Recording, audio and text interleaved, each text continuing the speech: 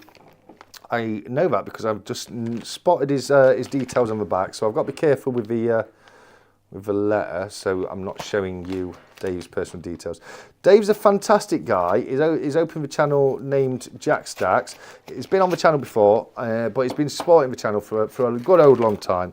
So do say hello, say a big hello and thank you to Jack Stacks. And if you haven't done so already, nip across and hit that subscribe button, because this is the first time he's got. He sent quite a few things for the bundles, etc. So this one is another one for you guys, and he sent me some more Stackcollectorcnb Pokemon poker chips. So there's one in for this for tonight, and the rest will go in for later ones. And it's just put for you duck racers from Jack Stacks. Very, very kind of you. I'm out of the Pokemon cards now, guys. The last one got given away last week. So congratulations to everyone who was able to get themselves one of the Pokemon cards, and thank you massively to 𝗵𝗵 for sending them across for me to give them away in the duck race. But they have now gone, so big well done if you was able to get your hands on that. You're not right, Luke. He is a fantastic guy, is our Jack. He really is. So do head across and show him some love, guys. And then we've just got one more left here. Now, I was sent something for somebody else. Somebody sent me something to forward on to somebody else, which is not a problem. I will contact you personally as well, because I didn't notice it wasn't a letter for me until today. The problem is it's come with a hole in the envelope, so I don't know if everything's inside or not. I haven't opened it because I did notice it had someone else's name on it when I was putting all the tape on to cover the names, etc. You probably know who you are, and I will definitely speak to you about that one. Right, here's a note for this one.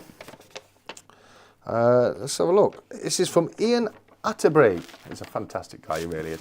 He says, "The Stack Collector, I know I'm not a creator, but couldn't resist joining the poker chip gang." Guys, you don't need to be a creator to have a poker chip. All you need is to be a member of the community. That is all you need. You think I don't absolutely love having people like Luke's and Silverstag Stacker and other people who aren't creators? Guys, we want your chips as much as anything. So do get on the poker chip gang wagon, as Ian says. Here's a couple of mine along with some flips for you to recycle. Thank you very much, Ian.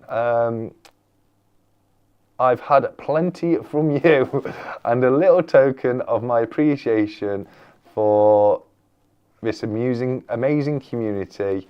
Just a cheeky 1 ounce for you to include in a future giveaway. All the best, hate. All the best, hate.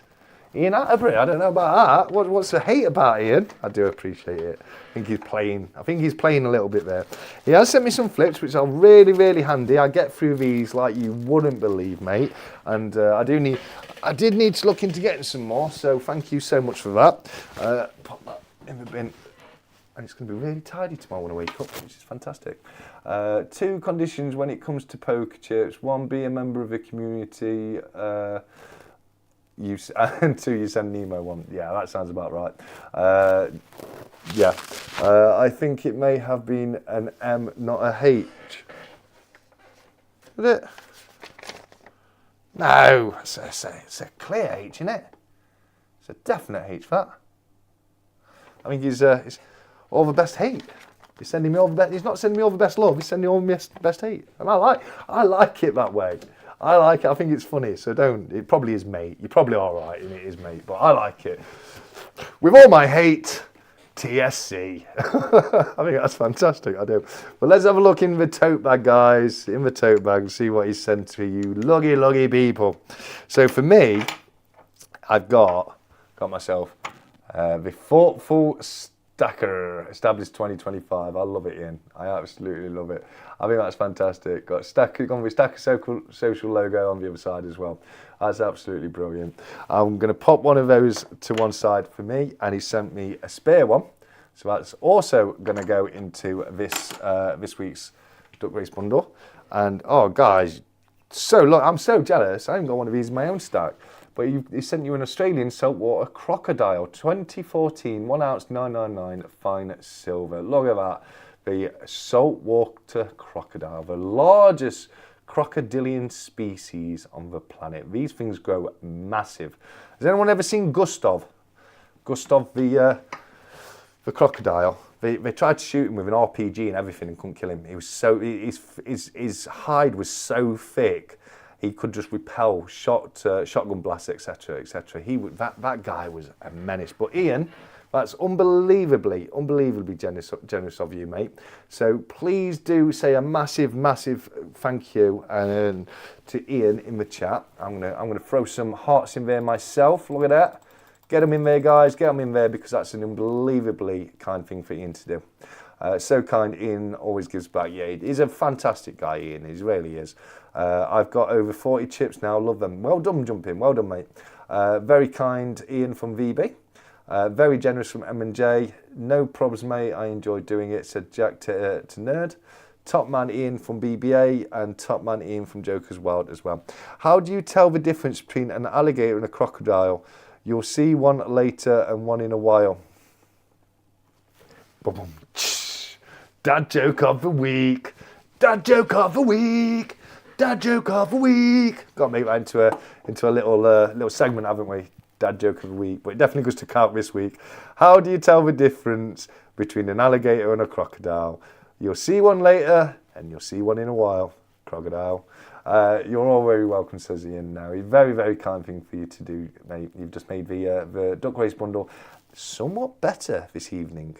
You have, so well done. I've already put two silver coins in there myself, mate. So I tried to make it a little bit better already for the weekly one, and with that 1 ounce of silver, poof, fantastic work, absolutely fantastic. Just want to say a massive congratulations to the last winner of the gold Duck Race as well, Jim Wen.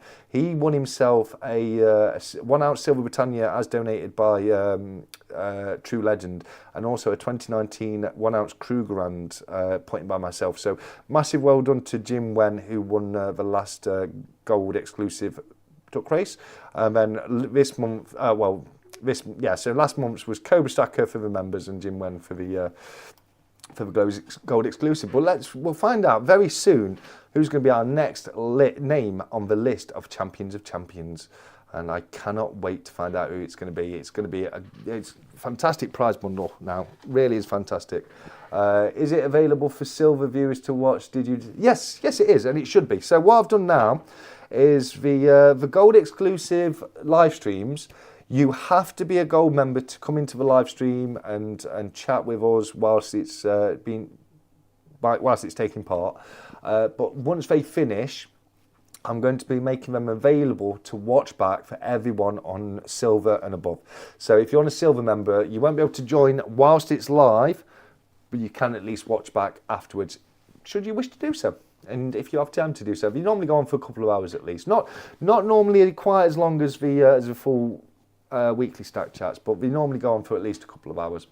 I normally say, it's going to be a quick one today, guys. We'll be 30 minutes, and then 3.5 hours later, I'm still chatting away with the chat. But it's all good fun, and we love them. Going to have to remember this week, methinks, says Villainous Bounty. Nice to hear. Is it available for silver? Yeah, we've done that one. Great wins in the gold. Yeah, absolutely. It's always going to be at least a troy ounce on the gold giveaway. And then the members giveaway will always be better than the standard one, but not quite as good as the gold. I think I jinxed myself coming up with a leaderboard. No one, no win. Yeah, oh, 𝗪𝗓𝑠, I'm sorry, mate, I'm sorry. And your package will be coming out to you very soon, 𝗪𝗓𝑠. Don't think I forgot you, mate. I'm just waiting for the poker chips to come. As soon as they do, it will be out to you, my friend. Right, 10 minutes to go, guys. 10 minutes to go. Unless you can think of anything you want to chat about, we might as well head across early, so let us know. Fire any questions you may have. Vegas Stacker, how are you doing, my friend? It's fantastic to see you here, buddy. Oh, that's an announcement I forgot to mention before we get to the duck racers. Next week is going to be the West Midlands Coin Fair, guys. Please do come down and join us if you're able to do so. Now, I do believe there's actually going to be a few people coming down next week. I've had a few people say that we're going to at least try to come down, and it would be amazing if we could get a few of us together for a good cup of coffee. If there's an area we can sit down and have a coffee, you know, after we've had a walk around at the show, etc. I'm going to be doing demos with the 𝗕𝐂𝐺𝐵 PMV Investor.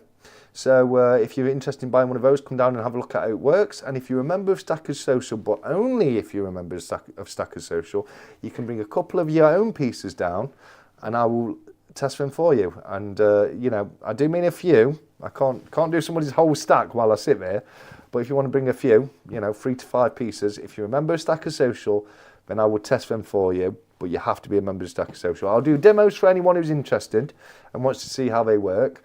But if you want your stuff testing, all you got to do is follow that link in the description and become a member of one of the best communities on the planet, if not the best community on the planet, and come and join Stackers Social. Come on, guys, we want you, we need you. But yeah, that's the announcement I forgot to mention. But do come next week, even if you can. I know Silverpunk's hoping to come down and meet us. You know, no guarantee he's going to be there. There's a few. I'm definitely going to be there as well. But hopefully with some other guys as well. Top man 𝗕𝐂𝐺𝐵, good of you to offer the service. Thank you, Luke, I appreciate it. And it's the least I can do. Trust Metrics have been fantastic to loan me the machine, and you know, I want to go to the shows anyway, so it's the least I can do. As long as I wake up early enough, I will be there. Cal, I'd love to meet you in person, buddy, and shake your hand. That would be an absolute pleasure. Where is it? Okay, so the show itself is at the Motorcycle Museum, which is basically just across the road from the NEC in Birmingham. So if you need to know where it is, it's next to the NEC. It's the motorcycle. If you just put in Motorcycle Museum Birmingham, that will probably come up, or you can just Google search for West Midlands Coin Fair, and that will give you the address as well. But it's right near to the NEC. Will you have it for the next Huddersfield show? I will jump in, yeah. I'll be taking it back with me. So if you've got a couple of pieces you want to have tested, just bring them at the end of the month when I go to the Yorkshire Coin Fair. I'm going to try my best to go to the Yorkshire Coin Fair and the West Midlands Coin Fair every month going forwards, and I'd love it if you guys could come down and sit down and have a chat and a coffee. I'll be going there either way regardless, but it would make it 10 times better if you guys can come down and meet us. Almost at 1,500 members too, if we haven't already hit it. Oh, that's fantastic. I'm 10 away from 1,500 subscribers. Let's see, could we do it on the same day? Could I get to 1,500 on the same day as Stackers Social? That would just be unbelievably awesome. Have a sale. Yes, they do. I was going to say that, Coin Noob. Somebody shared it in Stackers Social earlier today. Trust Metrics have got some amazing deals on at the moment for the machines. If you are interested and thinking of getting one, definitely check it out, because we've dropped the prices by a couple of £100. So definitely worth checking out. And that's been posted into the deal of the day room over in Stackers Social. So if you are interested, do get over there. Am I in the duck race? You are, Divinia. The only thing you need to know to be in the duck race or not is, have you put the comment on the post? So if you have before Friday midnight, or you're a channel member, you are in the duck race. But we'll have a look at that very momentarily. National Motorcycle Museum, J6 M42, 100%. As I say, yeah, the Motorcycle Museum, just across from Junction 6, just across from the NEC. As you're a member, yeah. Oh, of course you remember. So you're definitely in, Divinia. So yeah, don't worry about that. Can't get one yet as other things going on. Fair enough, but one of those things where, you know, the peace of mind they give you, it's worth it. It really is worth it. You know, just being able to, especially if you've got a bit of gold in your stack, it don't take long at all when you're stacking gold for it to pay itself off. It really, really doesn't. But we might be 6 minutes early. So I'm going to fill that time actually, because I haven't shown you the bundle. So we'll go through the bundle, and then we'll do the duck races, and then we'll have a little bit of a chat, and then we'll look to end it down. But I think we've had a fantastic chat tonight. I think it's been really interesting. I'm going to try and bring topics going forwards as talking points in similar ways, and put polls in to get your guys' opinion on things. I think that'll be a lot of fun going forward. And obviously we've got the new style stack chat interact, so it's all changed, guys. It's all changed. I do this every now and again. I change things up, and it's like, well, it's time for a change again, so let's get it all done. I'll be changing the backdrop soon. Looks like there's rail strikes that day. Oh no, that's sorry. It's next. It's I believe it's a week on Saturday, because I'm pretty sure the West Midlands coin fair. So it'd be a week today, because I'm sure that's on a Saturday, the West Midlands one, not the Sunday, if I remember correctly. But do double check for yourselves. Looks like there's the gold future premiums already paid. Yeah, absolutely. Security was a good subject. Yeah, no, it's a very it's very topical, isn't it? And it's always topical when it comes to stacking precious metals or any valuables around the home as well. So I had a lot of fun talking about that, getting everyone's opinions. But let's do the duck race bundle then. So we'll start off with stickers and cards, as we always do. So you've got the Coin Noob business card right there. You've got the old, this is the OG right here. You've got one of the original Stackers Social business cards. You've also got the stamp sticker, Queen Elizabeth stamp sticker. You've also got the Stackers Social sticker right there. You've got the Saturday Stack Chat sticker. And you've got the TSC channel logo sticker. So there's what's going to be on the first poker chip. You'll have that on one side and that on the other side, and then going forward you'll have the different ones as soon as they come. But actually, stickers for the duck race bundle tonight. Poker chips. You're doing a lot better on poker chips than stickers. Don't forget you've got the little sunshade duck as donated by Nemo right there. Speaking of Nemo, you've got his poker chip right here. You've also got, as we saw, Ian Atterbury's poker chip. You've also got Stacking with Caven's poker chip. You've also got the Stackermon poker chip. You've also got Luke K1 poker chip. You've also got the Stackers Social standard poker chip. You've also got the Stackers Social 1K Duck Privy poker chip. You've also got a 365 Days of Silver poker chip. And you've also got a Silver Stag Stacker poker chip right there as well. So if you haven't got any poker chips yet, it's a good way to start your collection, guys. What a good way to start your collection. What is it? 2, 4, 6, 8, 9. 9 poker chips right there. Great way to start your collection, mate. I wish I was a coin fair close to Dorset. They're so far away. Yeah, especially for the big ones. You might find like a really little one quite near there. Unless they have changed the date, 13th of July, so that'll be Sunday, won't it? So maybe it is Sunday, maybe I got that wrong. You know, as I say, double check on that for sure. More poker chips than a lot of people have. Yeah, absolutely. I mean, it's fantastic for poker chips this week for sure. Not bad for silver though. Not bad for silver either, because as donated by Silver Stag Stacker, we've got the little 1 gram of Valcambi right there. You've got the full 1 ounce saltwater crocodile right there, as donated by Ian Atterbury. What a guy. And then for me, you've got a 1958 Austrian 10 Schilling. I'm pretty sure these are 640 silver. I'm pretty sure they're 640 silver. And then you've got the 1937 500 silver half crown in great condition right there.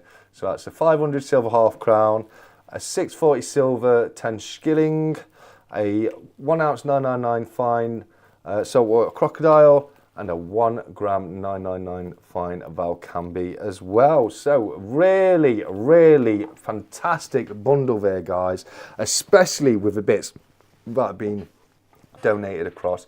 So a huge thank you to everyone who's donated anything, even if it's just a poker chip.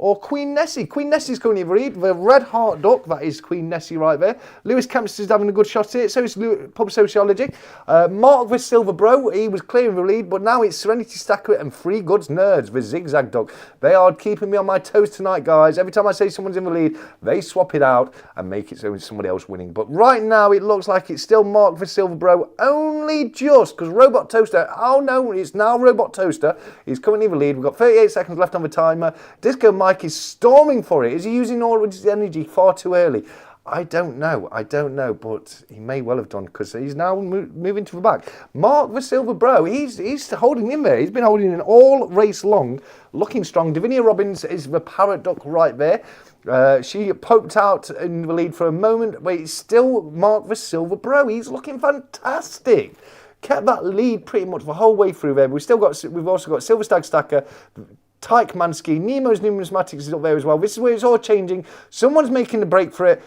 Emerald Coast Stacker has taken it. Well done to you, Emerald Coast Stacker. Fantastic work, my friend. I'm going to write, I'll come back to the studio and I'll write that down. So that's Emerald Coast Stacker.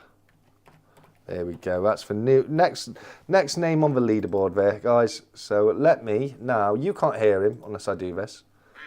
There you go. You can hear him now, like I can. Constantly going off in my ear. You know what time it is, guys.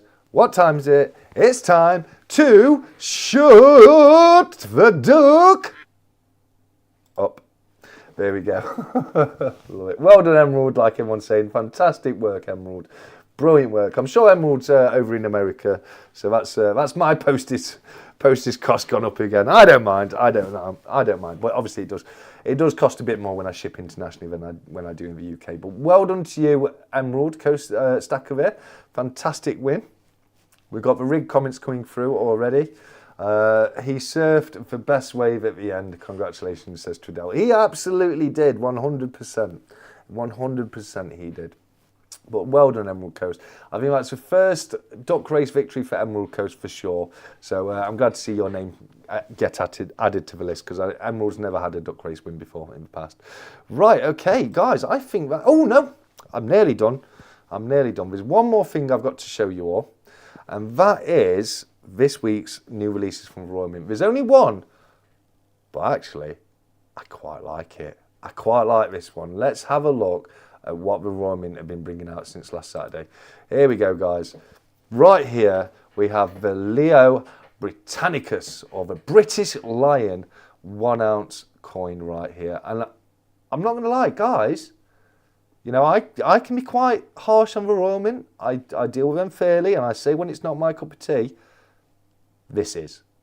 I think this is one of the nicest coins the Royal Mint has made in quite some time. I absolutely love it. I love the design of the lion. I think they've captured the lion perfectly. He looks majestic, regal and proud right there, holding the shield and roaring.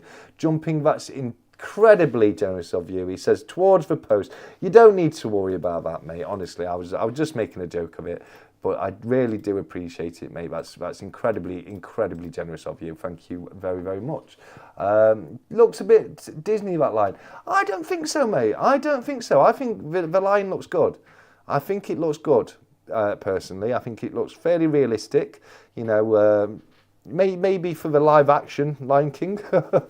That's not what you mean, I know. Maybe a photo, but it looks kind of cartoonish. No, I think that might be the photo, guys. I don't think it looks very cartoonish, the lion itself. I think, you know, the facial features actually look pretty good from what I can see. But, you know, it's only opinion, guys. But I think I like this, and I think we've done it right. I really like the textured Union Jack background right there. It would have been nice to see a Union Jack shield as we see on the Britannia, but I understand why they've not gone for a Union Jack shield with the Union Jack background right there. We've got, as a legend, Leo Britannicus, 1 ounce 999, 2025 fine silver, which of course is would translate is Italian and is Latin and would translate to the British Lion. The reverse was designed by artist David Lawrence, and I believe that would be his initials right there. I would say so. Maybe, yeah, okay, it's on its side, so yeah, the D looks very Disney, that's for sure. That's just like the D from Disney, isn't it? Like, goes around like that. But DL for David Lawrence right there. Let me come out of here. And the obverse, of course, is designed by Martin Jennings. It's a standard obverse with the legend that reads, Charles III, by grace of God, King, Defender of the Faith, £2. Wonderful coin. Got a limited mintage of 50,000 on this one. So I wouldn't worry about getting it. There's plenty to go around. There's not going to be any risk of it selling out overnight. They'll be available for a good little while. And I'm certainly going to be adding this to my stack because, as I say, personally, I really like it. I really like the design. Personally, I don't think the lion looks cartoonish. I think it looks quite realistic, the lion, but makes it look a bit like a dude in a lion suit. Now you've said it, I see it. I do see it now you said it. But no, I think it's going to look even better in hand, like we've seen on previous photos as well. Star Wars bar. Too much what, Davinia? Davinia's just said too much, but I have no idea what she means. The background reminds me, because it's a very simple design. It's a very simple design, so I wouldn't say there's too much going on with the coin for sure. The background reminds me a bit of the Queen's Beast Lion of Mortimer.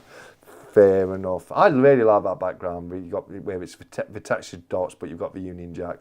Any designer pales into significance to RDM.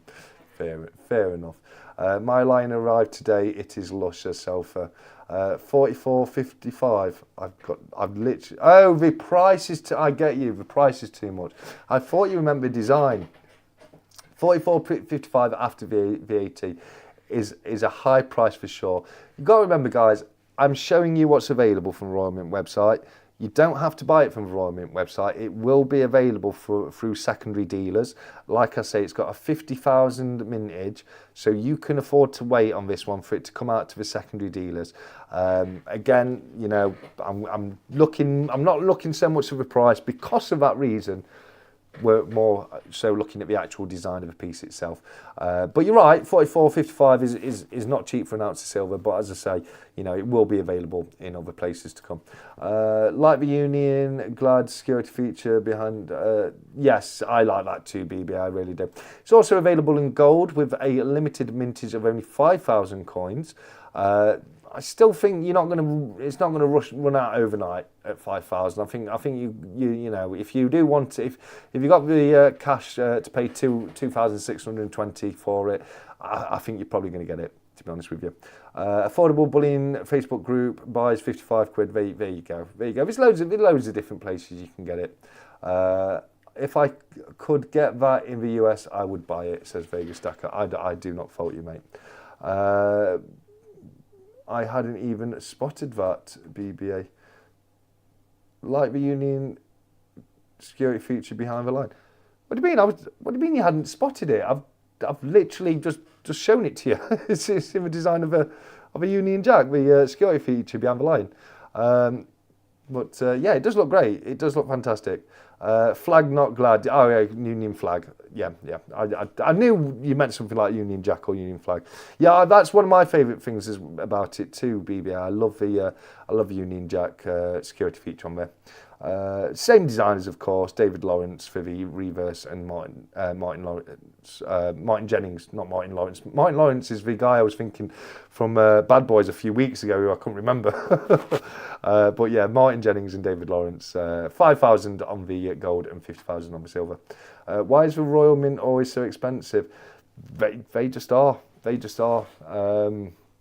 You know, but one of the reasons is you've got VAT with the Royal Mint, haven't you? And quite a lot of the secondary dealers, you can avoid paying VAT, and as soon as you avoid paying VAT, the price comes way down, doesn't it? But yeah, the Royal Mint are quite expensive.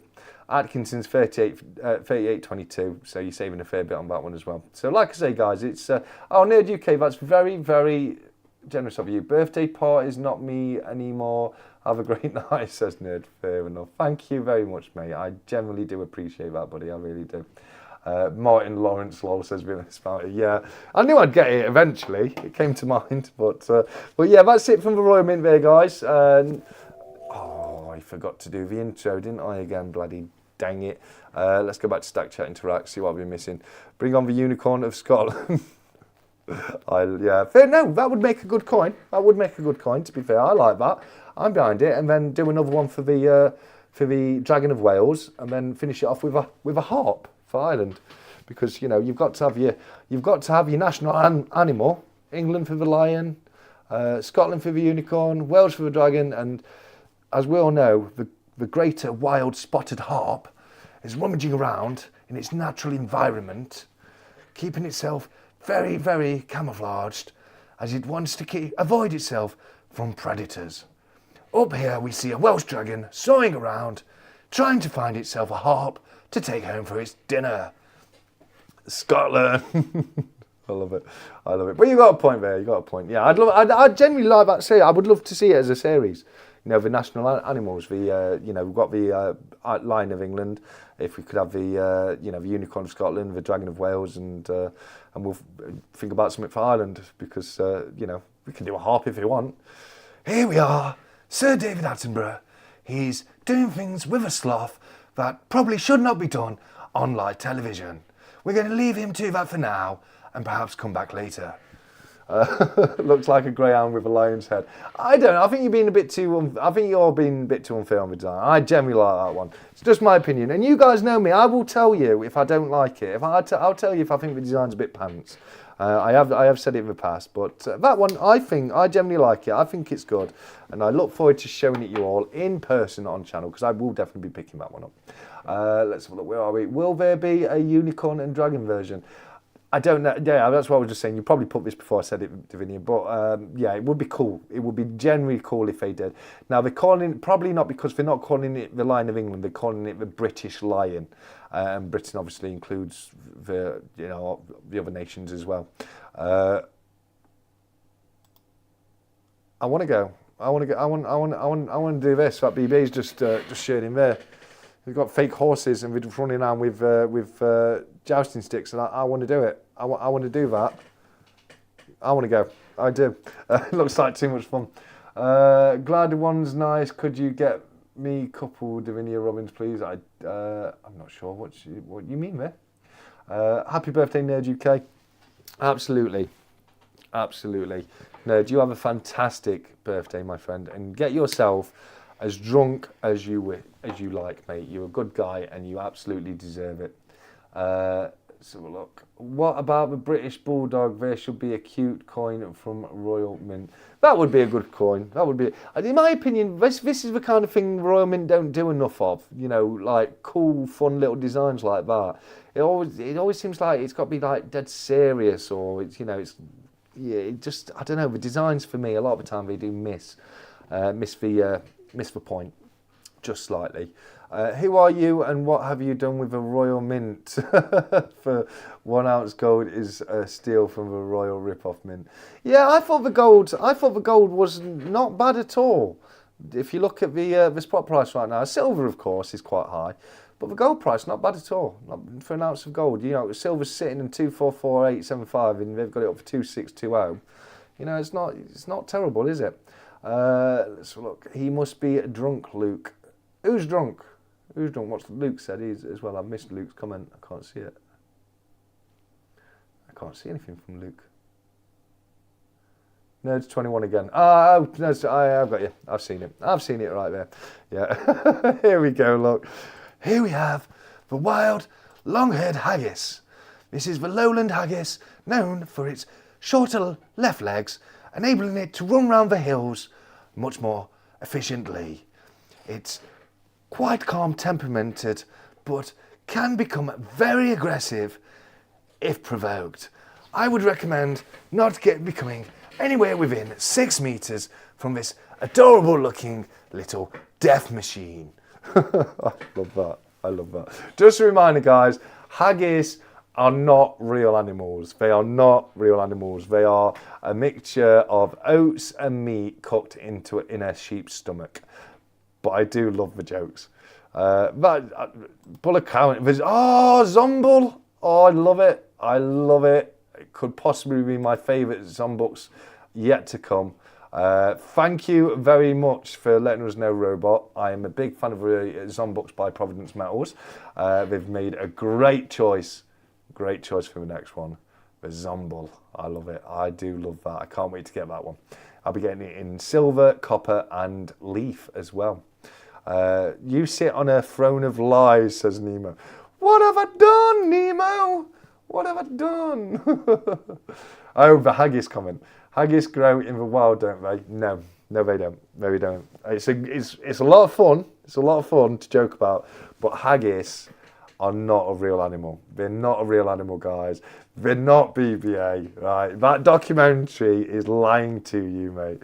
Traditional haggis is made from sheep's pluck, heart, liver and lungs minced with oats, suet, onions and spices, traditionally encased in the sheep's stomach. Exactly what I said.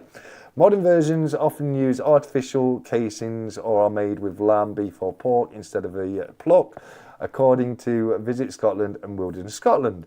Vegetarian haggis is also available, consisting of vegetables, pulses, oats, onions and seeds. Exactly what I said there. Meat and oats cooked in a sheep's stomach. I'm sorry to burst that bubble for you. I'm sorry if I've just burst a bubble right there. But haggis the cute little haggises are not real. They're not real. They were driven to extinction by the English during the 1700s. Is that true? Is it not? I don't know. I'm just asking questions, guys. I'm just asking questions. Were real haggises drove to extinction by the English during the 17th century?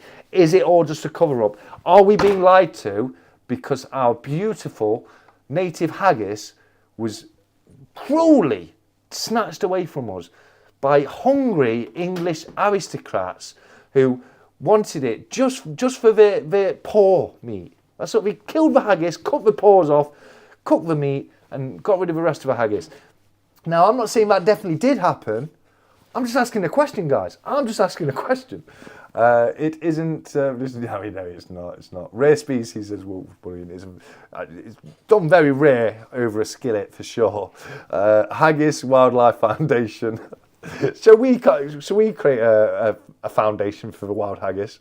You need to lay off a monster tier 6. Literally, only just started it, mate. This is how I get when I run out of monster, buddy. This is, I've become reliant on monster. I don't believe. No, you can't believe BBA. He likes to joke about things. He's had me before. Haggis isn't real. What about Santa and the Easter Bunny? Well, obviously they're real. I mean, where else do you get your Easter eggs at Christmas and your Christmas presents at Easter? I mean, come on, guys, come on.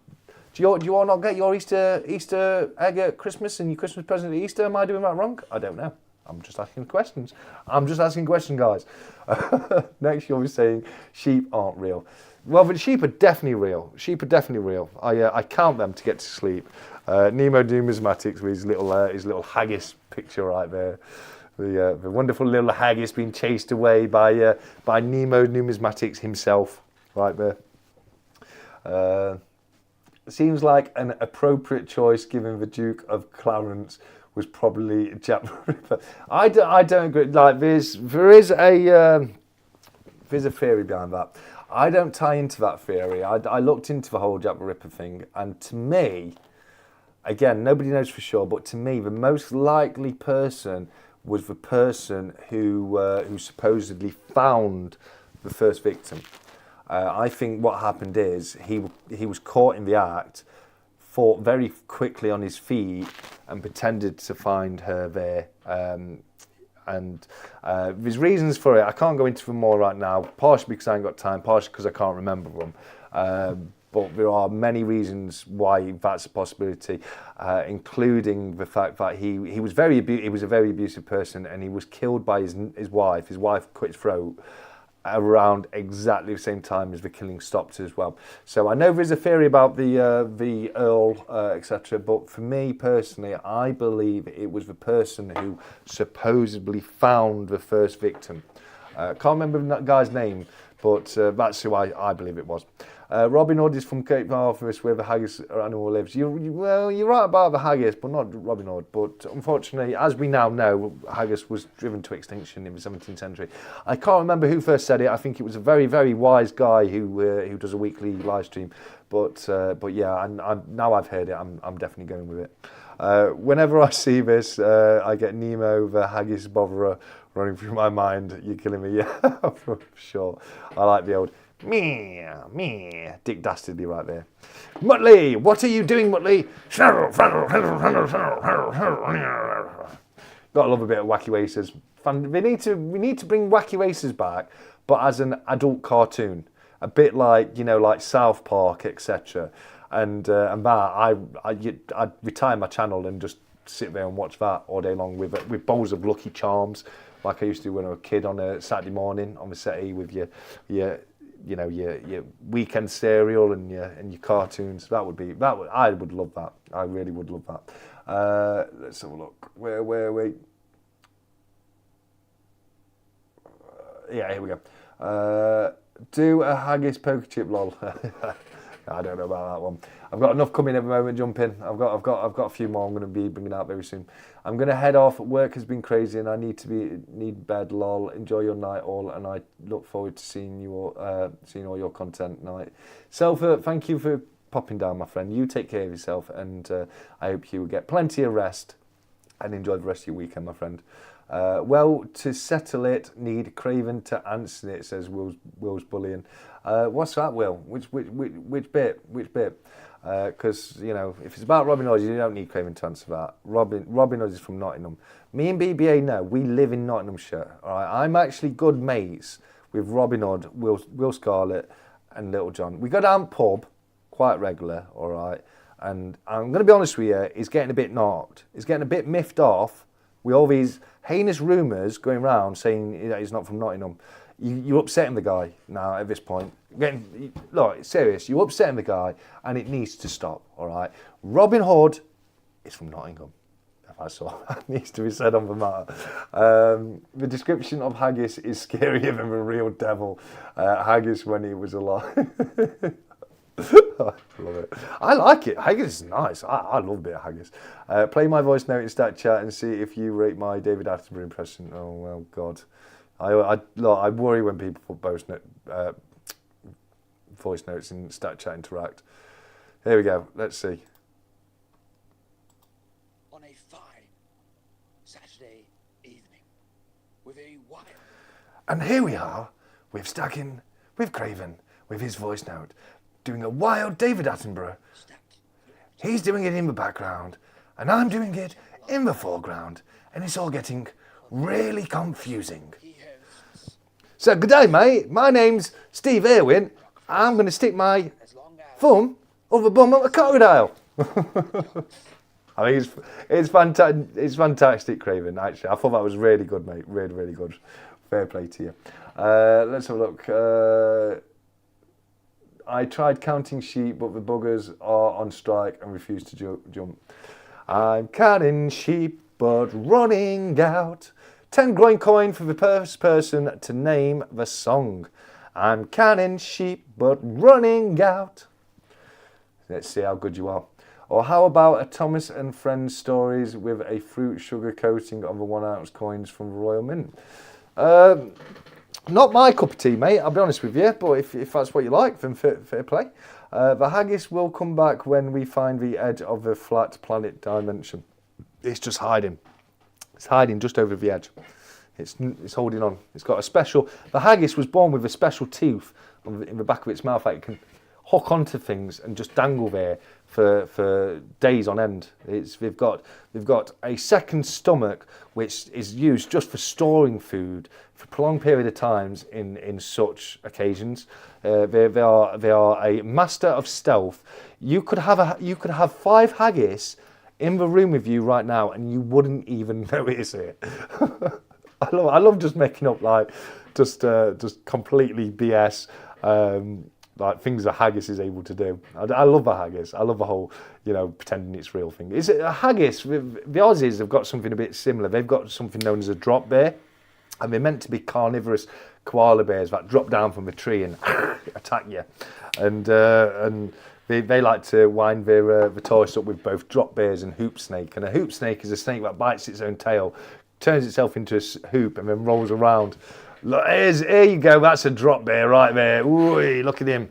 The scariest thing about koala bears, no word of a lie, this is not a joke, guys. The scariest thing about koala bears is they carry and transmit chlamydia. You can catch chlamydia from a koala bear, and that's 100% true. And that's the scariest thing about them, as far as I'm concerned. You know, because they're cute little buggers, aren't they, otherwise? So look. Oh, not my birthday, boss. I wish it was. It's 21st. See, this is why I didn't wish you happy birthday at first, nerd. I assumed you were at someone else's birthday party, and then the happy birthday wishes started coming in. I was like, oh, bloody hell, if it is his birthday, I want to wish him happy birthday. But thanks for clarifying that, mate. I thought at first, you know, he was at someone else's party. I hope it's a great party, regardless, anyway. Court surgeon was rumoured to be the Ripper. There's a lot of people. There was that Polish guy who they thought was the Ripper for a period of time because they got his DNA. But it turned out, yes, he had the same DNA, but it was maternal DNA, which means there's a 1 in 20 chance that someone could have it. 1 in 20 is ridiculously high. It didn't pinpoint it down at all, so that was ruled out. But same as I say, for me personally, having looked into all the details about it, etc., for me, the most likelihood was it was the person who found the first body, and he got caught in the act, thought about it fast on his feet, said he'd just found them there, carried on doing it to other women, and then it stopped when he was killed by his own wife. That's not the whole length to it. There's a lot more evidence towards it than that, but I'd also know there's other theories and other evidence that points towards it. We'll never know the truth of it, but that's what I like to believe on it. Let's have a look. Sorry, Craven wins, says Will's brother. Well, I didn't know it was a competition, to be fair. You know, fair enough. I'm not making it into a competition, so that's the way it is. But I was first. There's no need for it, is there? You know what I mean? Jumping on my bandwagon because I'm doing my little Richard Attenborough. You know what? Do you know what I say to that, guys? Do you have any idea what I say to that, guys? Well, I'll tell you what I say to that. What I say to that when I can find it. I'm not filling time at all. I say, I just thought it was going to be here by now. We're nearly there. Oh, here we go. Get out of here! That's what I say to that. I don't know. I once met this female. I once met this female in a club, and she might have been half koala bear. Baron, that's terrible. One thing certain about Jack, he is defo dead. How do you know? You don't know that for sure, though, Divinia. You do not know that for sure. I don't, you know. You can't prove he's dead. Show me a body. Show me the body. If he's definitely dead, he could be 500 years old. He could be a Morton Joe, for all we know. No, it's probably safe to say you're right on that one, Divinia. We all need to see that angry bugger, says Neil. Get out of here! I saw one documentary and they chased the Ripper over to the States, but like you say, so many theories, we'll never know. I think that might be the same person I was talking about, the Polish person, because I'm pretty sure he ended up going to the States. And they were kind of adamant it was in for a little while, and then it turned out it was maternal DNA, not definitive DNA. And yes, it could have been him, but it could have been so many other people as well. But you're right. You know, we all have our own theories, and we'll never know the truth of it for sure. The get out of here chat is so cool. Thank you, mate. I appreciate that. Got to run. Enjoy the weekend, everyone. You too, Vegas, mate. I'm looking forward to chatting to you very soon, my friend. Has anyone seen TSC's age? Maybe he's still around, just chasing folk with an axe.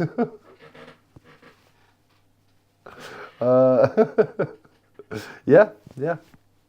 Who has ever seen me age? You know, I looked exactly the same 20 years ago, guys. So you know, who knows? Some people say it was Prince Albert. Some people do say that's a very, very popular theory as well, Jack. You're not wrong there, mate. You're not wrong at all. Bring on the 24-hour live. Oh, you get out of here.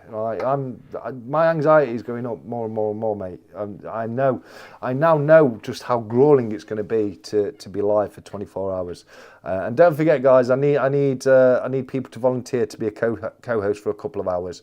I'm going to want different people coming on at various times throughout the live stream to co-host with me and help get me through the grueling 24 hours full uninterrupted live stream that we're going to do. And we're going to be doing it differently this time. Instead of starting it at night, I'm going to be starting it in the morning and then finishing it in the morning, because otherwise I have to get up, do a whole day, and then the clock starts at the end of the day, and I'm not doing that. I'm having the clock start as soon as after I wake up as possible, so it doesn't feel too bad.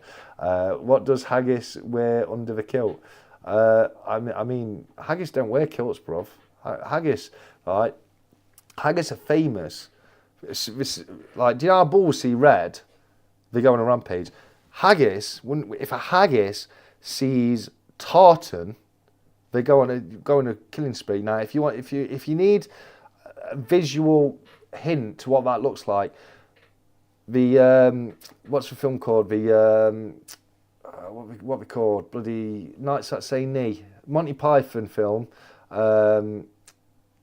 Yeah, the scene with the rabbit. That's what happens if you show a wild haggis tartan colours. They just crazy times. I once saw it in the flesh. Oh, I'll never forget it. I'll never drive it out of my brain. It still haunts me at night. It does. I sit there and I look into the darkness, staring into those eyes, those dead eyes, staring right back at you. We've done that one. Or a chainsaw just jumped in. They did name the suspect, but I forgot who it was now. Watched it years ago. Yeah, fairs. Some say he was the Queen's doctor. Some do say that, yeah. Groin coins, grow coins, not groin coins. I love it. I'd be up for that, TC. Has anyone said the name of the song yet? I'm counting sheep, but running out. Dun dun dun. There's a little clue for you. The longer it goes without people getting it, I'll add more to the song. The haggis is under the kilt. The haggis, as I said earlier, master of camouflage and disguise. And the most common thing they disguise themselves as is that little pouch bag you see people wearing at the front of kilts. They don't actually wear those. They're not actually a thing. That's a haggis in disguise, about right there. Let's have a look. Is it like a red? It is just like a red flag to a bull. As soon as a haggis sees tartan, they're all over the place. Looks a bit like me dancing on a Saturday night. Watch out for the bagpipe spider. Yeah, it's not 𝗁𝗵𝐺. It's not 𝗁𝗵𝐺. My lovely horse. It's not my lovely horse. My lovely horse. Father Ted, innit? I love that song. Fun fact, bulls are mostly colourblind. They just don't like waving fabric. Yeah, no, fair enough. And also, they're pretty pissed off by the time they get into the ring anyway. The ways bulls are treated in bullfighting is quite horrific, really. They have their horns filed down so they're blunt, so they're far less dangerous. And then the amount of horns, he's got a sword and everything, and it's massively unfavoured to the bull, it is. As much as I hate to admit it, but kilts weren't a thing in Scotland until 16th century. The Jacobites brought the kilts in, didn't they? Despite what Braveheart would have you believe. Yeah, no, that's true. That's true. It's not anxious. Going to take the dog out. You take care, 𝗕𝘂𝗺. Be safe. Oh, then Robot Toaster was right. Sorry, Robot Toaster. Baron, thank you for letting me know. I'm having trouble trying to sleep. Dun dun dun. I'm counting sheep but running out. Dun dun dun. My mind skips by. Still I try. No wait, no time for stop. Signs in my mind. On my own, here we go. Dun. Well done, Robot Toaster. Yes, I missed it, so I do apologise. Green Day Bane Stew, says Villainous Bounty. Oh, unfortunately, it is going to Robot Toaster. But I will give another 10 groin coin to anybody who can tell me what is the best Green Day song ever made, and I want the correct title. Not the common title, I want the correct title. Why can't I find my groin coin leaderboard? Robot Toaster, let's put you another 10 on there. Let's see how long it takes people to get it. Right. Was that on Dookie album tune? I can't remember which album it was on. Was it Nimrod? I don't know. It's not Basket Case, but you're very close. Basket Case is a very, very, very close second. Hold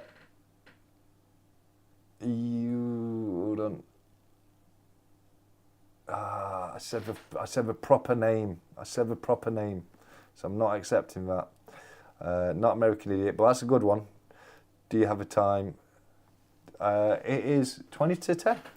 I know what you're saying, but no, I need the correct. Yes, Nemo, well done.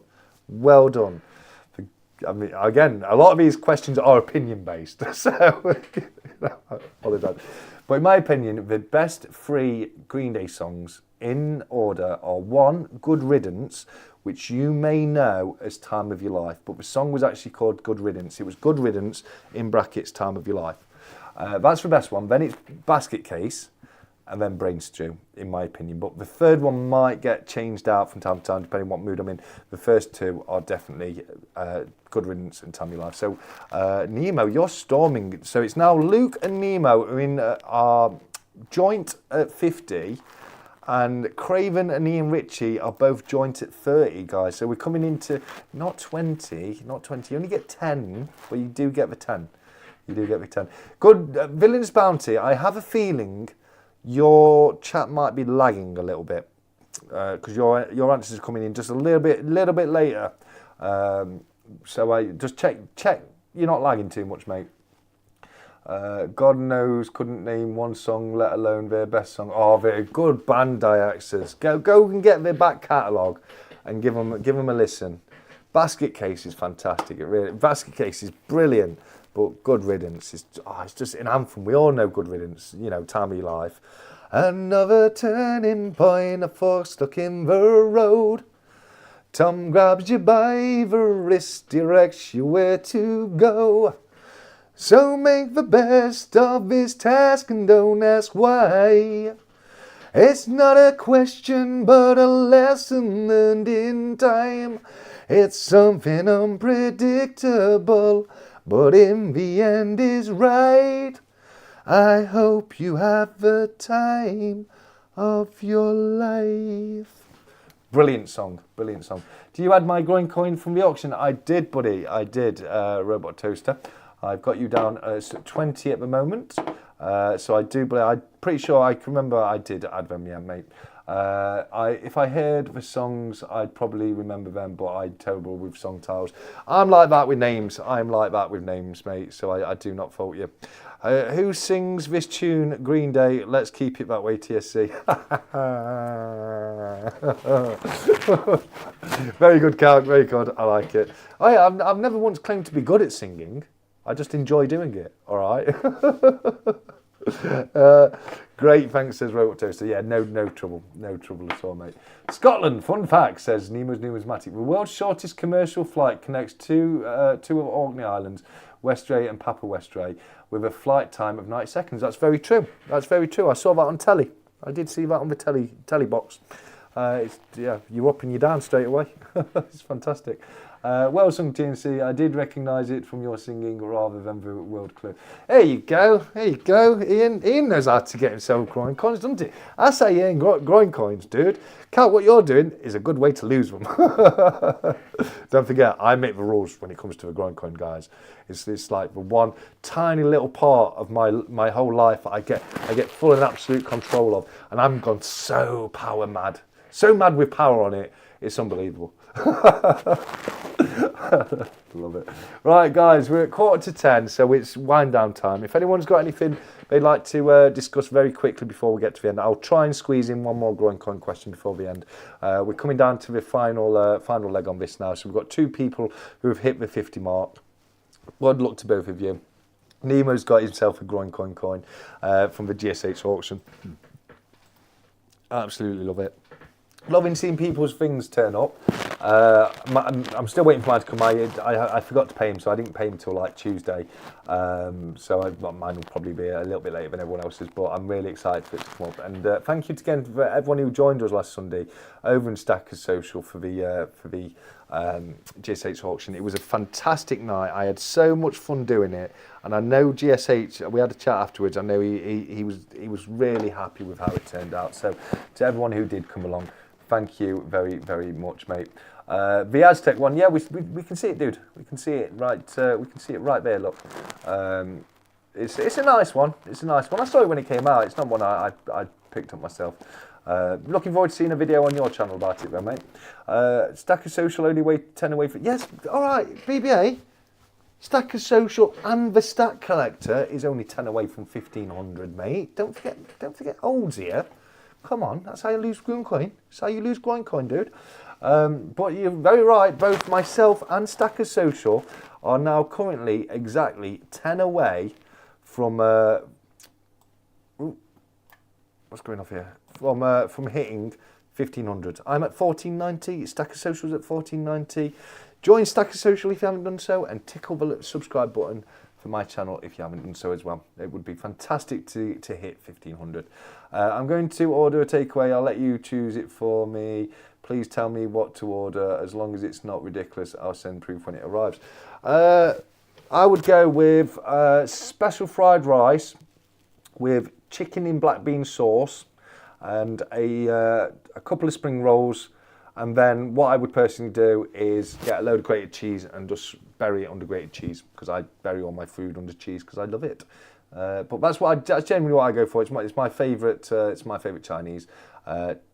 Chicken or beef in black bean sauce with special fried rice, and it's exactly like little Mr. Cartman says right here. You will respect my authority. Screw you guys. I was going home. I love it. I've got the one I was going to go with it. Oh, fantastic work, mate. Love it. Post the menu in Stack Chat interact, mate. Yeah, no, if you can do that. I mean, if I get to choose anything, that's what I'm choosing. But if it's based on a menu, let me know the menu and I'll have a look. It's a multi-functional takeaway. They sell pretty much everything. Oh, fair enough. It's a race to the death. Come on, TSC. Yeah, absolutely. Race to the death. I like it. How random both is at 1490? I know. Both of us right now, 1490, my friend. So yeah, I'd love to get to 1500. It would be fantastic. My goal was to get to 500. To get to 1500, that's 3 times the limit. I'm not saying anything. All I'm saying is there might be a special duck race when I hit 1500. That's all I'm saying. I'm not advertising it. I'm not doing it. I'm not saying come and subscribe. You know, I don't want people coming across, subscribing, not winning and going again. So I'm not advertising it. I'm letting you guys know. I'll probably put a little something together once I've hit 1500. And it'd be amazing if I can. It really would be amazing. But yeah, both at 1490. How spooky is that? Cheeseburger, says Jack Stacks. Cheeseburger is never a bad call. I got steak at surf and turf later. I've got surf and turf. That sounds amazing, but I don't have a Chinese in delivery zone. It's 𝗀𝐵. Hold on, Mr. It's multifunctional takeaway. It can do everything you want as long as you don't want this entire list of things right here. It can do anything you want as long as what you want is a kebab or a pizza. All right, that's fair enough. Fair enough, Craven. It's so, and in that case, I would have a chicken doner kebab. Chicken doner kebab, and in my experience, you have to be very clear when asking for a chicken doner kebab. I went to one place near me and I asked for a chicken doner kebab, and I said to him, look, chicken doner, yeah? Doner, spinning. I don't want a shish kebab. I do not want a shish kebab. And he's like, yeah, no worries, okay. And he goes in back, next thing I know, he comes out with a big spike with loads of chicken on it. I'm like, mate, what are you doing? And he said, oh, I'll make you kebab. I said, dude, no. I've just told you, I specifically do not want a sheesh kebab. I'd rather go somewhere else and get a chicken doner. If you don't know, chicken doner, the ones that spin, look like the lamb doners.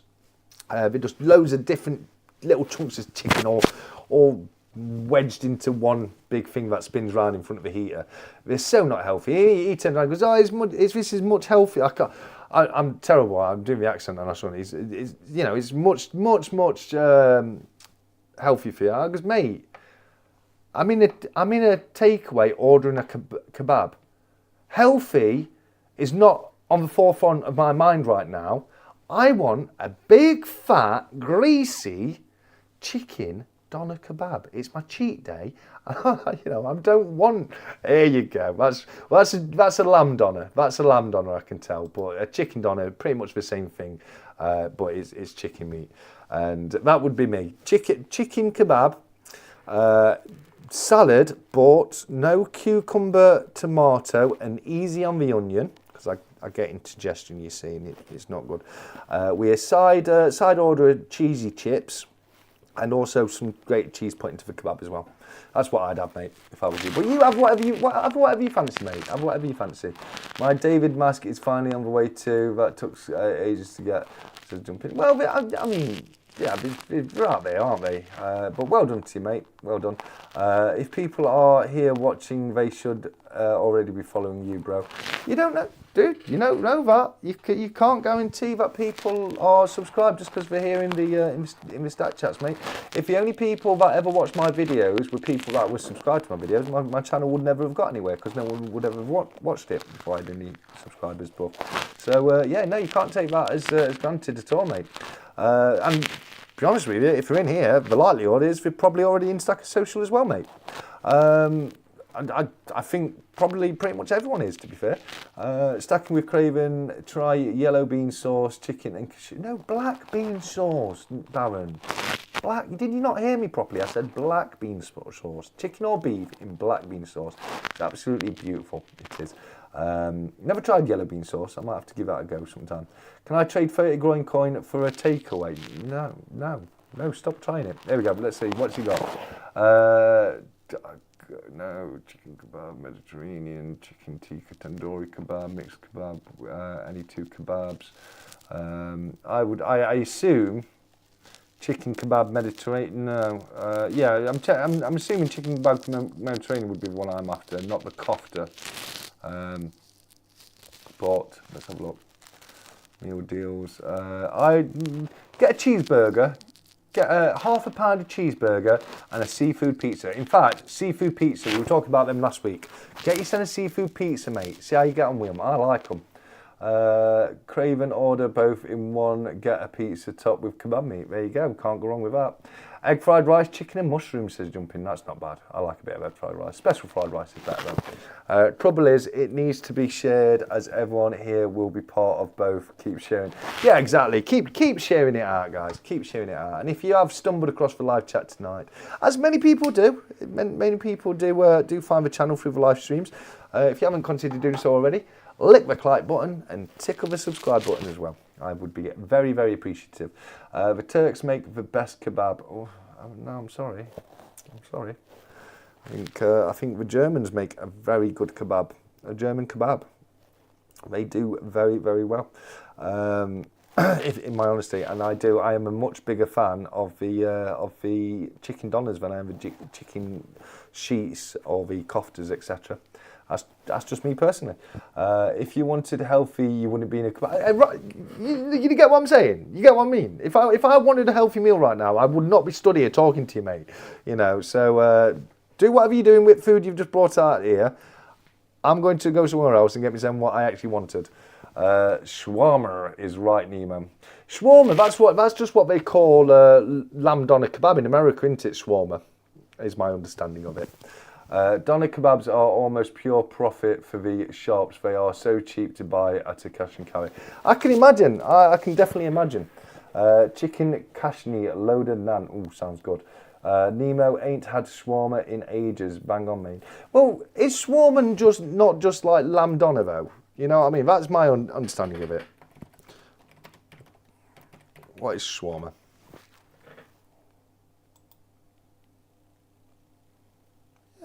Yeah. Well, it looks like shawarma to me. It looks like chicken doner. That's what it looks like. Chicken doner. The pictures I can see. Oh, there's one of each in this picture. Chicken and lamb. But yeah, I think shawarma is just the US name for doner, isn't it? Ain't had shawarma in ages. Let's have a look. German doner. Yeah, Germans do a good kebab, mate. Think your shirt is rubbing against your mic, getting a little bit of crackling coming through, mate. When you, oh, I do apologise, buddy. I do apologise. Let me see if I can sort that out a little bit. Seafood pizza should be illegal. Well, don't knock it till you tried it, bruv. That's all I'm saying. Anyone seen the new burger from Macca's? I don't know, mate. Which one is it? You'll have to give me more detail. I would have seen it because I go to Macca's for the wraps every now and again. Wish you all a good night. Need an hour break from computer, says Trudell. Can't fault you, mate. Cannot fault you. You take that break. We're winding it down now anyway, mate. I'm going to be ending it off now anyway. Seafood pizza is the work of dark elves made for perverts. I don't look. Call me what you like. Call me whatever you like, but I quite like a seafood pizza. I do. Not gonna deny it. Not going to make excuses for it. I like seafood pizza with pineapple on it. Catch me outside. How about that? So, how are we doing on the likes, guys? How are we doing on the likes? Let's have a look. Live stream. Let's have a look how we got on. I said 65. We missed it. We got it the week before. We missed it this week. We missed it the last 2 weeks. Oh well, guys. We got a good number. A good number. So I can't moan. So thank you very much. Here she is, look. Here she is. Catch me outside. That's nice. Catch me outside. How about that? Catch me outside. How about that? Wonder what ever happened to her. We'll go into that in a shawarma is Lebanese TSC. You show me how it's the difference between a doner kebab then, mate.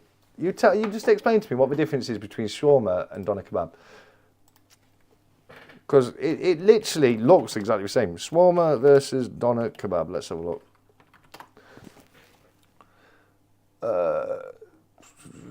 Shawarma and doner kebab are both popular meat dishes, both cooked on vertical rotisseries. They have distinctive differences in origin, meat preparation and flavour profile. Shawarma originating from the Middle East typically. So they're basically the same thing. They are basically the same thing. Anchovies on a pizza. I love it. Originating from different places, but basically the same thing is what I'm getting out of that. But thanks for letting me know about shawarma originates from the Lebanese, mate. I didn't know that one. Only ever tried a Sheffield kebab, says Louise. Fair play. I love it. Yeah, but it's got that pucker sauce, says Luke. Gyro is doner. I don't know what you mean by gyro. I'm eating shawarma every other week, says Israel Corns. Good work, mate. That's what we like to see. I wonder if you can get a deep fried haggis kebab in Scotland. Only in certain stores, and you got to know how to access the secret menu.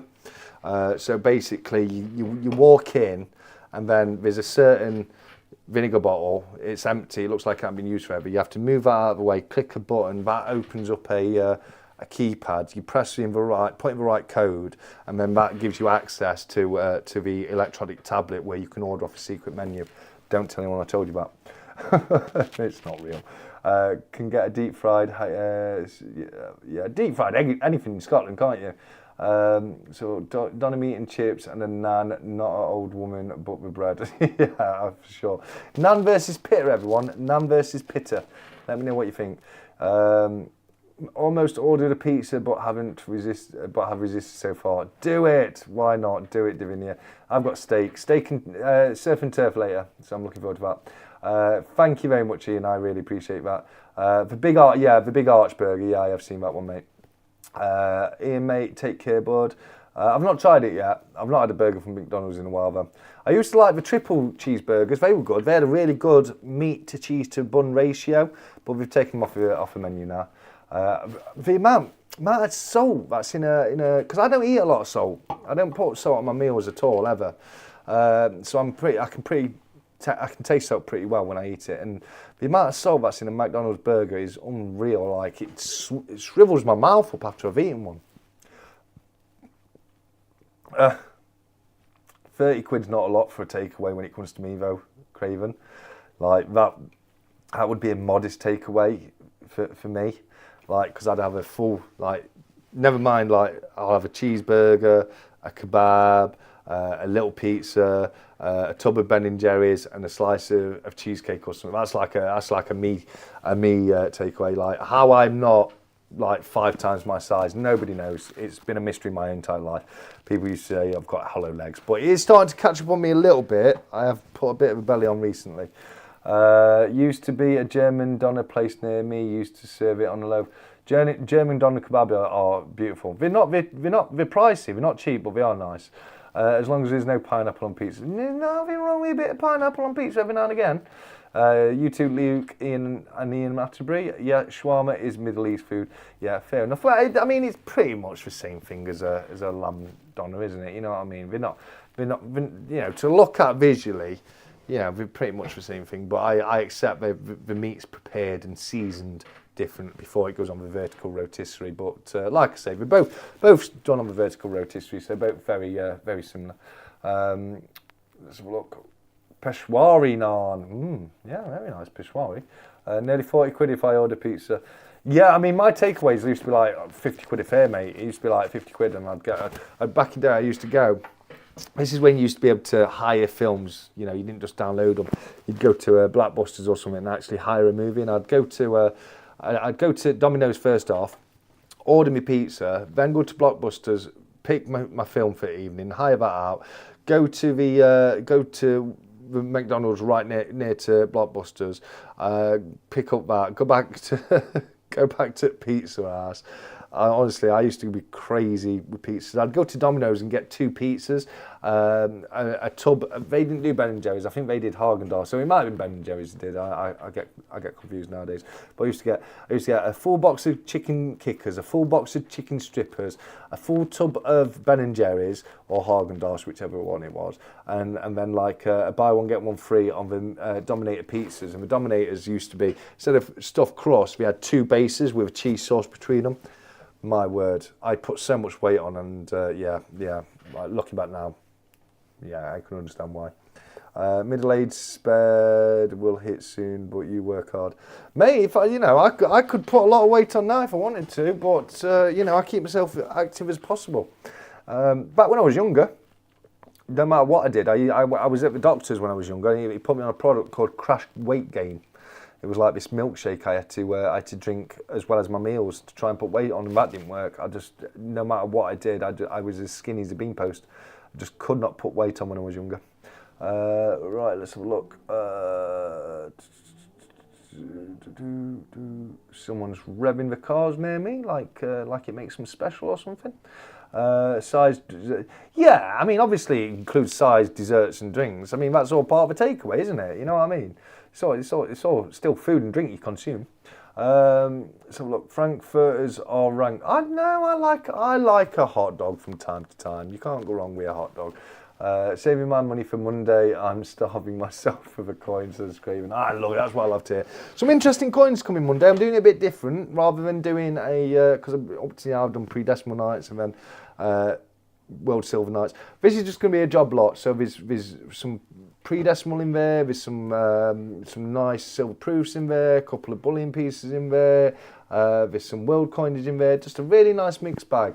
And even if you're not buying, come down for the chat. We have a great chat every Monday, and it's a lot of fun. Although and whatnot at 6 PM on a Monday. Pizza crunch, oh bloody hell, mate! Deep fried pizza, Jesus. Let's have a look. Where was I? There we go. They must have loved you. Oh yeah, God yeah. God, yeah. And at one point, that was every single night a week. When I used to work in insurance, I used to be on really good money. Really, really good money. And I'd come to the end of the month and be like, why have I got no money? Why have I got, I'm doing a good job. I'm earning decent pay. So why have I never got any money? And I sat there and looked, right, so every single night of the week, you're going to Blockbusters, hiring a couple of movies, you're getting multiple pizzas, you're getting sides, desserts. you starting to see why you're skint now? Is it making sense to you, TSE? Can you see that you spend money, you don't have money? This is how it works. But no, honestly, every single night of the week, I got so chunky. I really did. Pistols at dawn, my friend. Prepare to eat grass. Well, I'll prepare to eat grass if you prepare to eat pineapple on pizza. That's all I'm saying. Let me get this cigar finished off. As I say, guys, sign of a good cigar. It lasts more than one live stream. And this was only a 5-incher. This was only a 5-incher, so it wasn't massive. You need to eat Craven, man. I'll take care of Monday for you, says he. I love it. You guys ever had a pizza crunch at the chippy? No, that looks like too much for me, that does, bruv. Too much grease in that one. Thanks, Ian. Knew you'd come in handy on Monday. and I'd like to just make a formal apology to Mrs. Stacking with Craven. You may have lost your husband on a Monday night, and I do apologise for you. If he goes missing on a Monday from 6 p.m, don't worry about it. Don't even question it. Just it's all okay. Don't worry about it.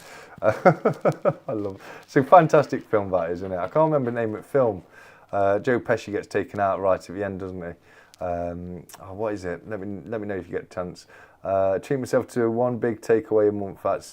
That's what I do now. So like once a month, I do it now. But it used to be every single night of the week. £1 starts and everything. Something I'm considering doing, Craven.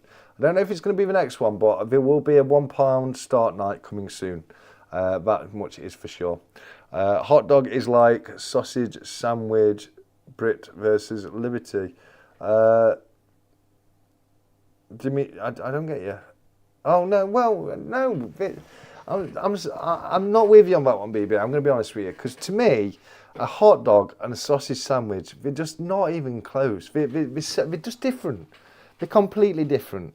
Like a proper meaty sausage compared to a Frankfurter.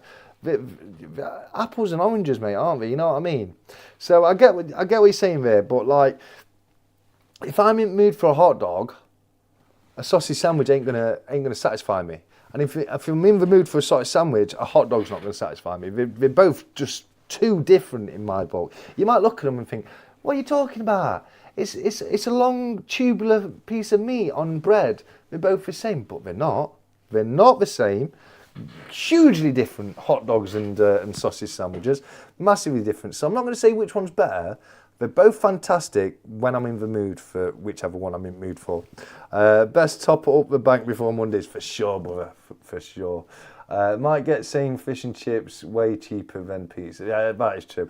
But pizza, get yourself some good fella pizzas in the oven, right? One, it's massively cheaper than getting one from the takeaway, and two, you'd probably find out it's quicker too. Because if you rang a pizza and put a good fella's pizza in the oven at the same time, your one that's cooking in the oven will probably be ready way before the one comes from the delivery guy. You know what I mean? So, I would recommend getting a few pizzas in the freezer.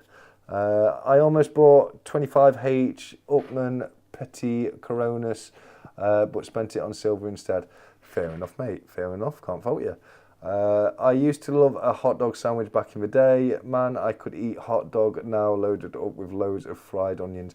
Yeah, I get a hankering for them every now and again. A couple of weeks ago, like, I'd not had a hot dog in ages, and I was in the supermarket, like, oh, I want hot dogs tonight. Go and get me some sausage buns, nice soft sausage buns.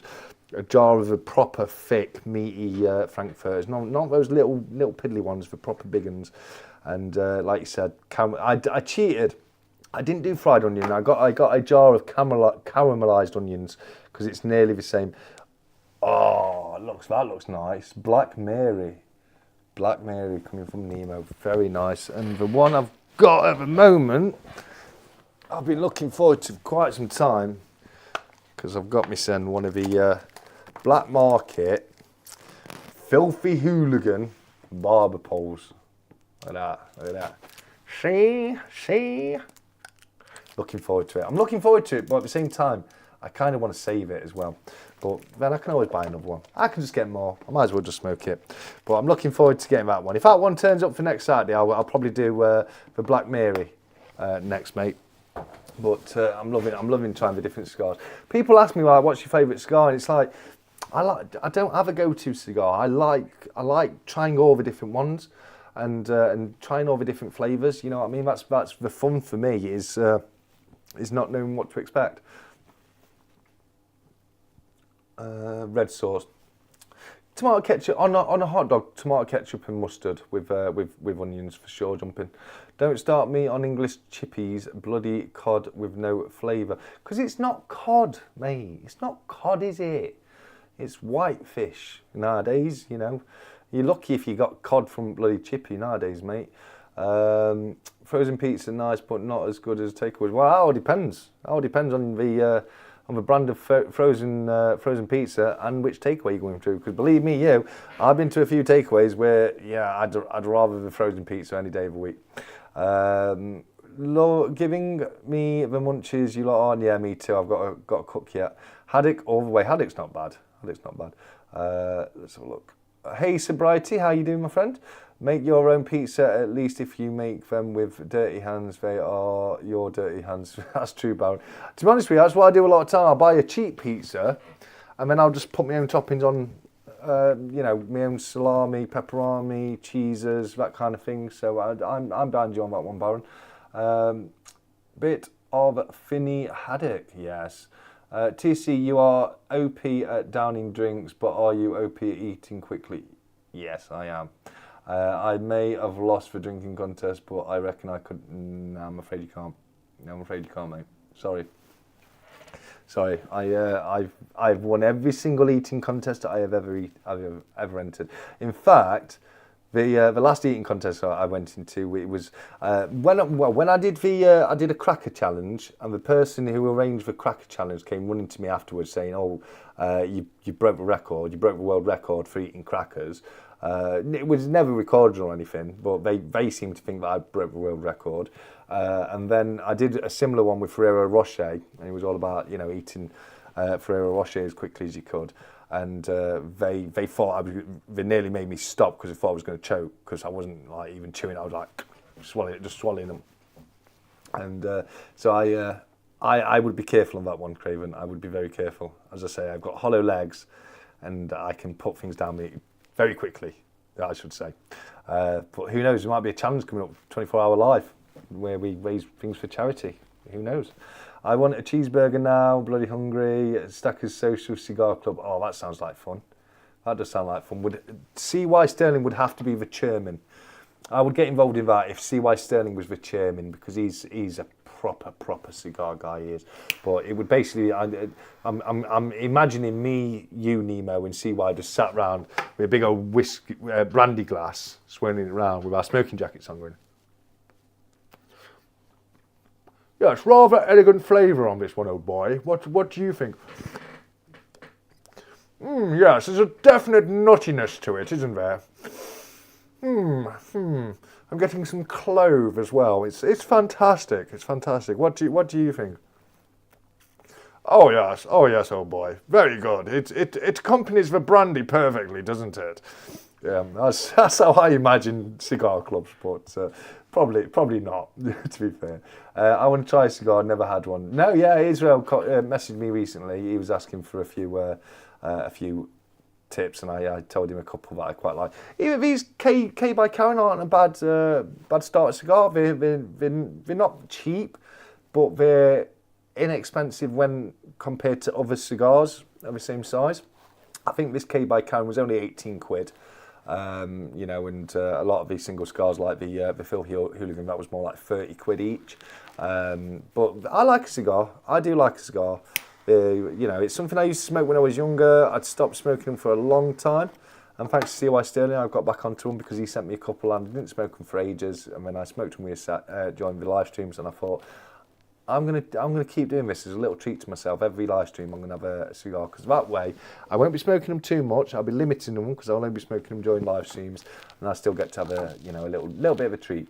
Hot dog is jet washed animal bones and put inside intestines. Not quite, mate. But I get what you're saying. Like, it's different. Don't get me wrong, it's different, and you know, good old meaty Cumberland or Lincolnshire sausage, you know, is just something a bit special. But every now and again, you're just in the mood for a hot dog, bruv. I don't know what it is. You know, it's just something about it. You know, you just get a hankering. It's like, oh, I want that long bun and that frankfurt sticking out both ends and all the mushrooms and all that. There you go. This is what I look like. I don't know. No, definitely looks a lot better with a cigar than I do. Pollock fish, I can't tell the difference. Pollock is what you'll most likely get these days. River cobbler, normally not cod these days. That's another one you can get. Pollock near me. Takeaways, mate. Love it. Pollock, yeah, I know you meant pollock, didn't you? Smoked haddock is nice. Yeah, not bad at all. I'll tell you what I like. I really, really like mackerel. Love mackerel. Really love mackerel.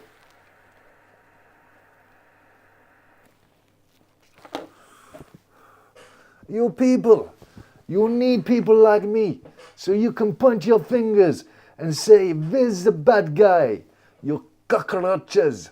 My name is Tony Montoya, and I am a political refugee." There we go.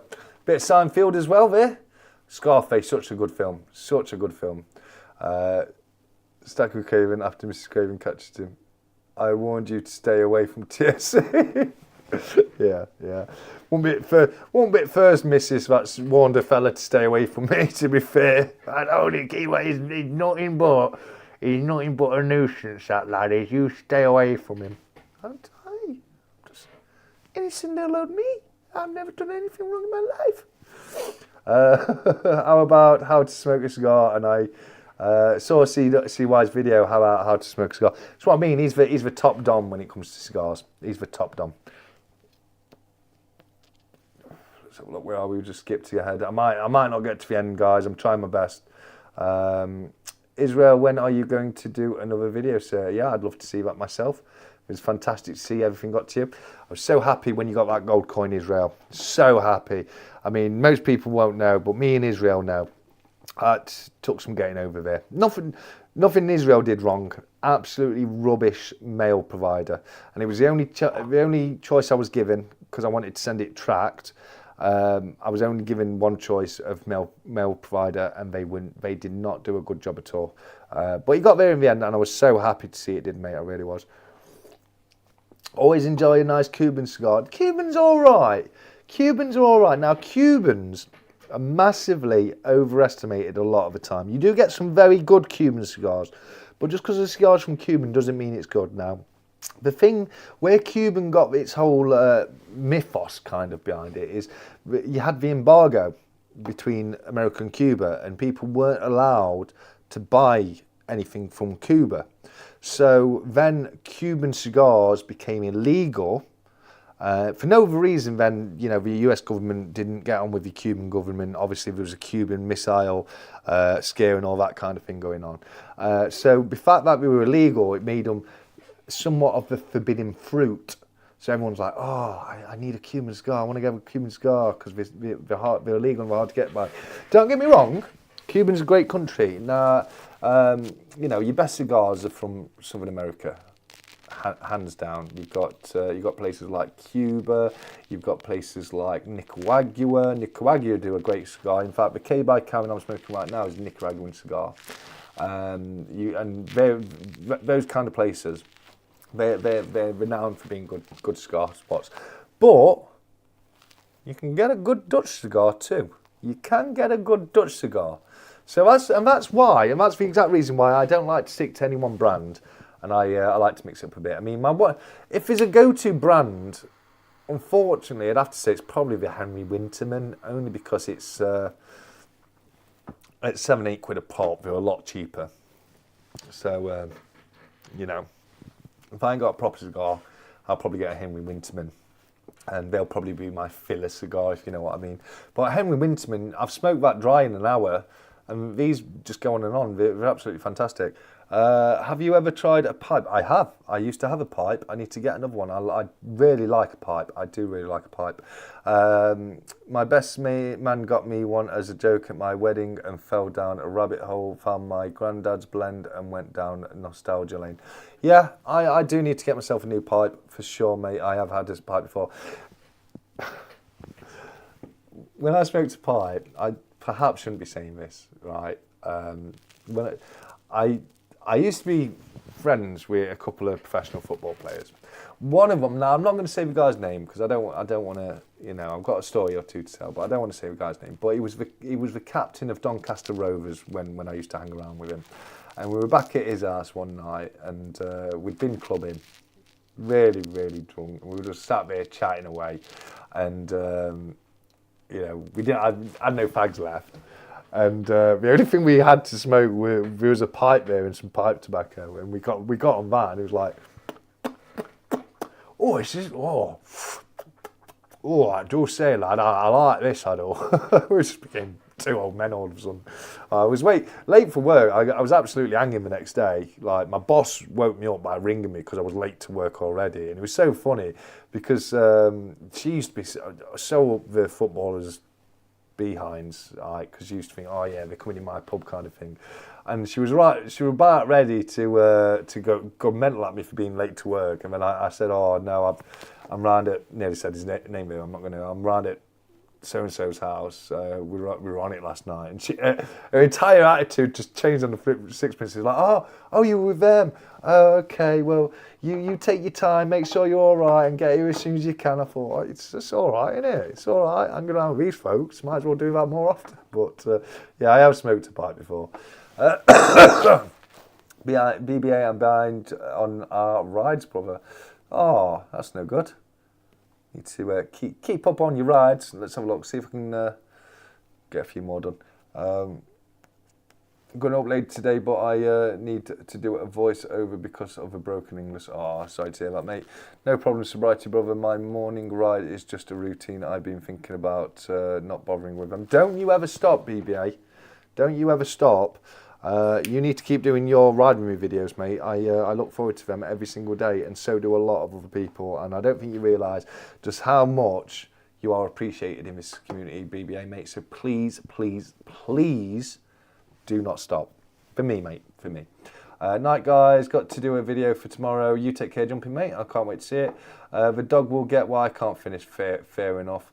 Nicaraguan cigars. Yeah, no, nothing wrong with a Nicaraguan, mate. I do like a Nicaraguan cigar. See you, Dykes. See you jumping by in Attenbury. Your English was pretty good in your first one. No need to impress. Go for it, says Sobriety. I like that, mate. I really like that. Because it was a voiceover, says Israel. Hey, just do what you're doing, mate. Just do what you're doing. It's fantastic. Like, if you could see my videos before I edit them, you'd roll on the floor laughing. I'm a shambles. I really am. And if it wasn't for voiceovers and editing and all that kind of jive, you know, my videos won't be watchable, let's just say that. In the name of charity, I'll challenge you, TSC, to an eating contest. If you choose to accept the food we must eat shall be chosen by the community. Anything but oysters. No, it can be anything, bruv. I'll get some oysters down me. Yeah. See, you're already showing weakness, Craven. You're already showing weakness, saying, oh, I'm not doing it. I don't get... Look, it doesn't have to be food. Just put it on it. I'll eat it, whatever it is. I don't care. Get it. Let's get it done. We'll do it as part of a charity live, mate. I'll do it as part of a charity live. I will let the community suggest what foods, and then I will pick one from that. But yeah, I'll do that during the 24-hour charity live for sure. Dummy Club, pipe smokers. What are you saying, Davinia? There's nothing wrong with smoking a pipe. Nothing wrong with smoking a pipe. Nemo, give it a rest, is Craven. Stacking with Craven Haggis. I love it. Don't ever stop, Nemo. Don't you ever stop. Right, where are we? As soon as I press on film, my English, which I learned pretty good at school, is all gone. In fact, I'm half British, but I barely speak. Mate, as soon as I press record, I get you what you're saying 100%, mate. As soon as I press record as well, it gets so difficult. I don't know why. I honestly don't know why, but I completely understand what you're saying there as well. We should think about ideas for the 24-hour live. I want to get involved and will definitely be there for the whole thing. Thank you very much, BBA, mate. I appreciate that. Found a recipe for Hobbit's weed from Tolkien, and I had to buy a church warden Gandalf pot. Yeah, of course. You have to. You have to. Like one of those. Like we're all the way out of here, aren't we? Yeah. Right, that long. Yeah, for sure, mate. For sure. I voted for 𝗪stomning. No, nothing weird like that. I don't know. I don't even know what that is. Come on. It's got to be. We do something normal like either hot dogs or crackers or something. They ever go to eating competition foods, aren't they? I'm willing to do what's required for charity, but if you're suggesting food that aren't the most pleasant, you best donate. Mate, I'll be taking part in it. I'm taking part of it to raise money. I'm the guy doing the 24 hours non-stop live stream, mate. You know what I mean? As well as donating things to charity auctions and buying all the prizes that get given away. You know, the last one cost me hundreds. I'm sure this one will cost me hundreds of pounds too, mate. So, yeah, I'll be doing more than enough for charity, including the whole 24 hours live stream.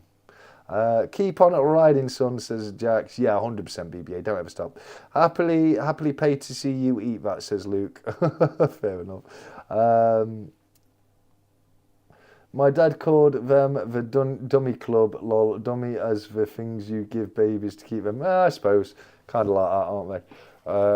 Soup, TSC. Is that what it is? Kind of soup. TSC, my comment was aimed at people suggesting the foods, not you, brother. I don't care. I don't care. I'm putting you down, Craven. Doesn't matter. I'm putting you down. Don't be coming with no excuses when the day comes. And I think hot dog sausages, it's easy, it's cheap, everyone's got them. The only problem is I don't want to do it during the 24-hour live, because the 24-hour live is going to be bad enough as it is.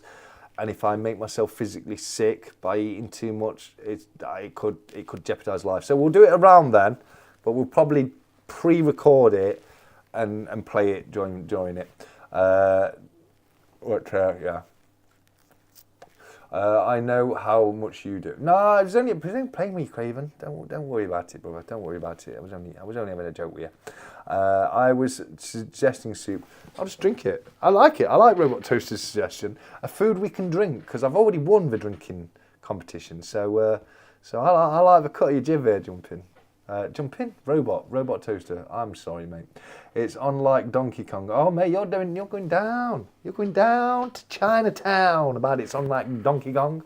Haggis balls, they're like Scotch eggs, but with haggis instead of sausage meat.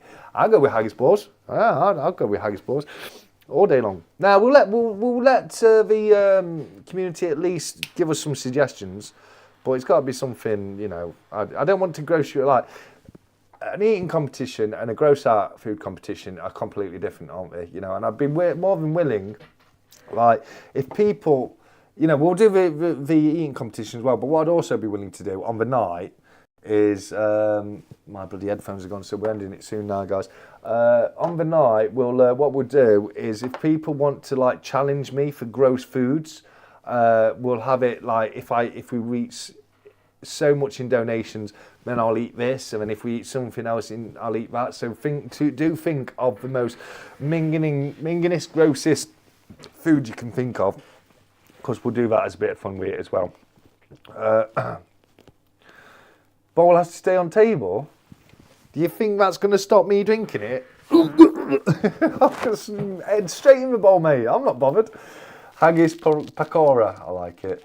I'd also be up for that, says TSC, says stacking with Craven. Fair enough. But that's something more like I'd be willing to join the live stream on the night.